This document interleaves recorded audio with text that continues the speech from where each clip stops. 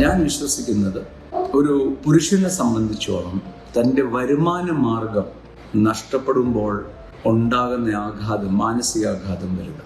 ഇപ്പം പുരുഷനെ സംബന്ധിച്ചോളം പ്രൊഫഷണൽ അഡ്മിനിസ്ട്രേഷൻ, സോ തൻ്റെ വരുമാന മാർഗം പോകുന്ന ഏറ്റവും വലിയ തകർച്ച. എന്നാൽ സ്ത്രീയെ സംബന്ധിച്ചോളം വരുമാന മാർഗങ്ങളെക്കാളും അധികം സ്വന്തം ഭർത്താവിൻ്റെ കരുതലും സ്നേഹവും ആണ് ഏറ്റവും അത്യാവശ്യം. തൻ്റെ ജീവിതം തകർന്നു പോകുന്നത് സ്വന്തം ഭർത്താവിൻ്റെ അപ്രിസിയേഷൻ കിട്ടാതെയായി പോകും.